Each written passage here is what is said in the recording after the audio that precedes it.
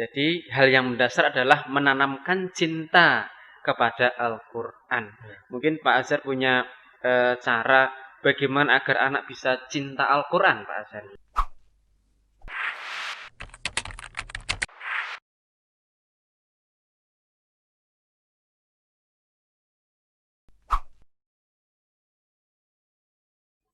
Assalamualaikum warahmatullahi wabarakatuh.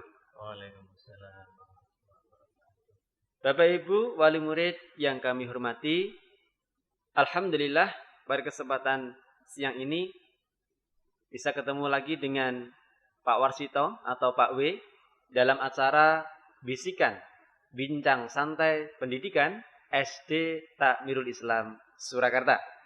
Oke, pada siang ini ada kedatangan bintang tamu spesial. Karena hari ini kita akan berbincang-bincang tentang kelas tahfidz. Maka dari itu langsung saja kita kenalkan bintang tamu kita, Bapak Muhammad Azhar Lutfi Al-Hafidz. Assalamualaikum Pak Azhar. Waalaikumsalam warahmatullahi wabarakatuh. Bagaimana kabarnya siang hari ini? Alhamdulillah sehat. Sehat semuanya keluarga? Alhamdulillah. Alhamdulillah. Nih. Oke, Bapak Azhar, terima kasih atas waktunya, kedatangannya. Di dalam siang ini kita akan berbincang-bincang Pak Azhar tentang program kelas tahfidz, tentang bagaimana kelas tahfidz itu sehingga Bapak Ibu wali murid khususnya kelas tahfidz bisa paham tentang keberadaan kelas tahfidz di SD Takmirul Islam Surakarta.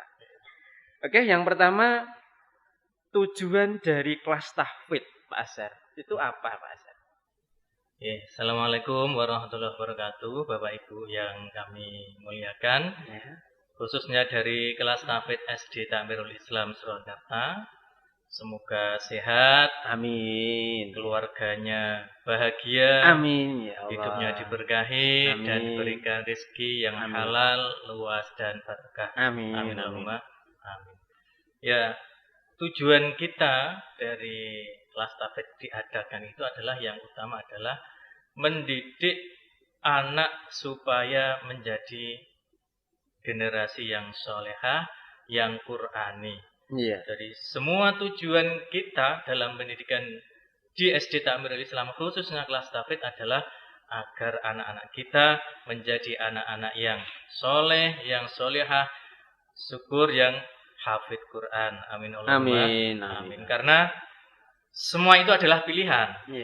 Semua itu adalah pilihan. Jadi ada orang yang berinvestasi untuk anaknya itu melalui musik, melalui pendidikan yang bermacam-macam, dan kita mendarma baktikan hidup kita untuk menginvestasikan anak kita itu menjadi seorang hafidz Quran yang semoga nanti di akhirat kelak akan menjadi penolong kita di hadapan Allah Subhanahu wa taala. Karena ingat Bapak Ibu semuanya, kullukum ra'in wa kullukum mas'ulun an ra'iyati. Setiap dari kita adalah pemimpin, dan khususnya untuk orang tua Bapak, maka kita semua akan ditanya tentang kepemimpinan kita terhadap keluarga kita. Terima kasih Pak Azhar ya. Jadi tentang tujuan adanya kelas tahfidz adalah sebagai wadah ya Pak, wadah untuk berkontribusi ya anak-anak menjadi anak yang soleh-solehah, syukur bisa menjadi hafidhah Al-Quran. Amin ya rabbal alamin. Oke Pak Azhar, ini pertanyaan nomor 2. Menurut Pak Azhar, hal yang paling mendasar yang harus ada pada guru, orang tua, murid kelas tahfidz itu apa? Hal yang paling mendasar yang harus ada dalam diri kita sebagai guru, orang tua, dan nanti juga anak-anak itu adalah kecintaan Pak W. Kecintaan kita terhadap Al-Quran. Sehingga kalau ada rasa kecintaan kita terhadap Al-Quran, meskipun anak itu nanti lulus dari SD belum hafal 30 juz atau masih dapat 1-2 juz, tapi karena dorongan rasa kecintaannya kepada Al-Quran, dia akan mau meneruskan masuk ke pondok atau masuk ke sekolah-sekolah boarding yang ada tahfidznya, sehingga bisa sampai tahfidz Al-Quran 30 juz. Jadi yang paling mendasar adalah rasa kecintaan. Maka monggo Bapak Ibu, orang tua di rumah dan kita juga sebagai guru, Iya. mari kita pupuk rasa kecintaan pada diri kita dan juga anak-anak kita terhadap Al-Quran. Oke.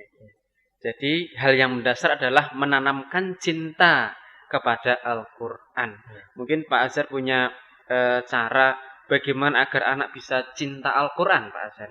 Ya, dimulai dari kita sendiri, dari Iya. yang hal-hal yang kecil. Iya. Kita di rumah sering mengaji Al-Quran, Iya. mengajak anak-anak kita untuk lebih dekat kepada orang-orang yang ahli Quran, Sering mendengarkan Al-Quran. Ya? sering Iya. mendengarkan murotal Al-Quran. Iya. Bisa Terima dimulai kasih. dari hal semacam itu. Terima kasih Pak Azhar untuk pertanyaan nomor 2 tadi. Kemudian untuk pertanyaan nomor 3 Pak Azhar. Target hafalan apa saja Pak di kelas tahfidz ini? Kalau target hafalan Al-Quran di kelas tahfidz itu 1 sampai 6 itu Pak W itu Nggih. 10 juz. Nggih. Jadi juz 29, juz 30, terus juz 1 sampai juz 8. Oh, gitu. Dari 30 ya, juz 30 dulu, 30, terus Juz nanti 29, 29, terus 1 juz 1 sampai juz 8. sampai 8. Itu kelas 1 sampai kelas 6 ya. 1 sampai kelas 6. Untuk target khusus kelas 1 adalah juz 30 saja. Oh iya. Itu standar minimal ya Pak. Lulus dari kelas tahfidz ini hafal 10 juz atau bagaimana? Target realistis kalau bisa. Oh, gitu. Tapi ya kita lihat kemampuan masing-masing anak itu kan berbeda. Pak. Ya. Ada mungkin yang nanti bisa lebih dari target, ada Hmm. yang kurang dari target. Tapi ya kita berusaha semaksimal mungkin. Oke. Terima kasih Pak Azhar nggih.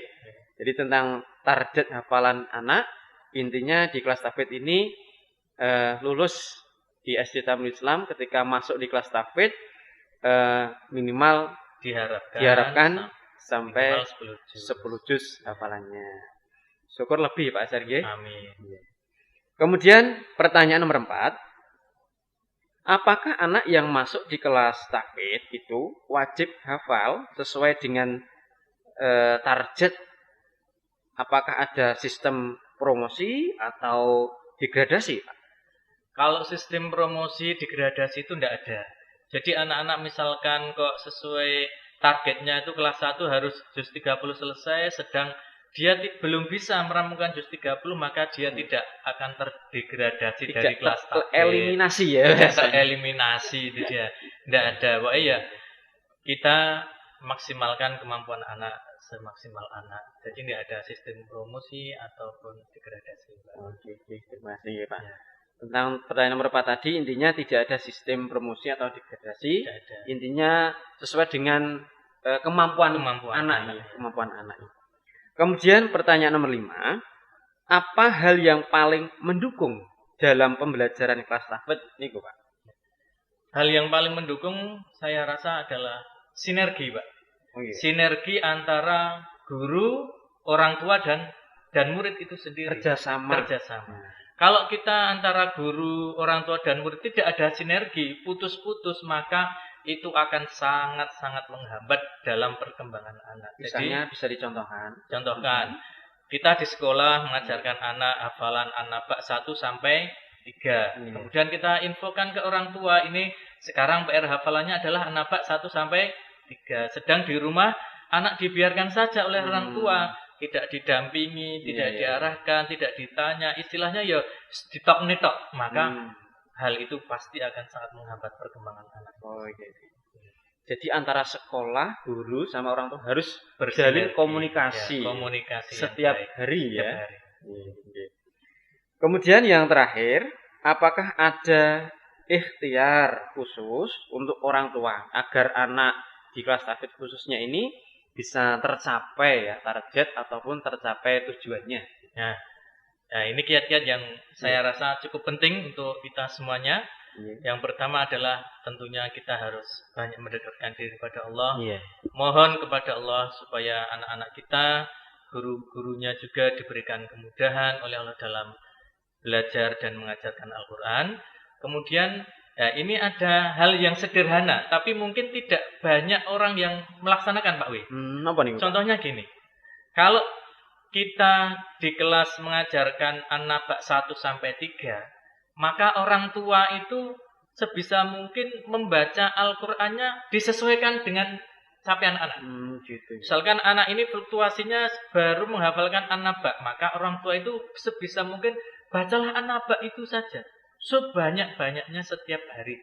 Kalau belum hafal, tujuannya apa? Satu, biar orang tua itu lancar dalam membaca An-Naba itu juga dengan baik, bisa mengikuti anak, sehingga nanti kalau anak itu dia salah atau lupa, dia bisa mengingatkan. Syukur bagi itu juga jadi faktor pendorong orang tua untuk lebih cinta kepada Al-Quran, lebih belajar Al-Quran.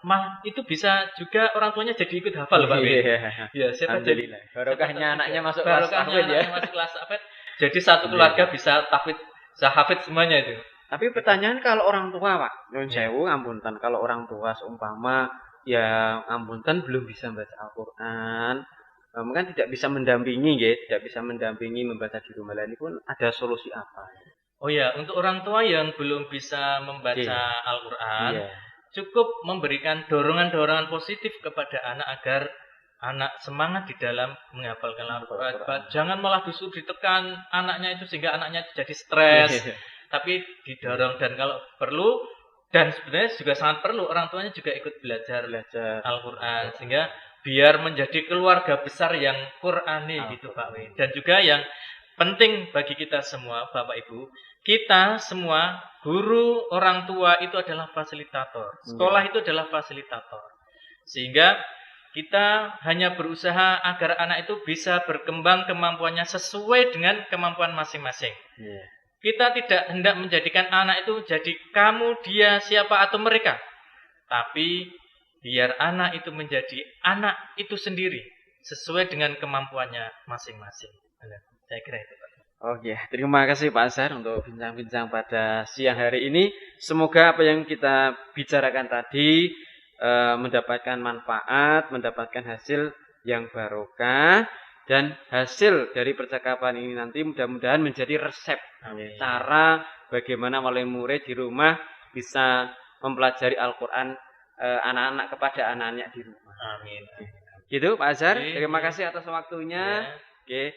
Bapak Ibu yang kami hormati dan anak-anakku semuanya yang kami cintai, demikian tadi bisikan ya, bincang santai seputar pendidikan SD Ta'amul Islam, khususnya kelas tahfidz. Mudah-mudahan mendapatkan manfaat dari Allah Subhanahu wa taala, dapat kita amalkan di dalam kehidupan sehari-hari. Sampai ketemu di waktu berikutnya ataupun di bisikan berikutnya. Kurang lebihnya kami mohon maaf. Saya Bapak Warsito dan Bapak Muhammad Azhar Lutfi mohon undur diri. Sekian dari kami. Wassalamualaikum warahmatullahi wabarakatuh.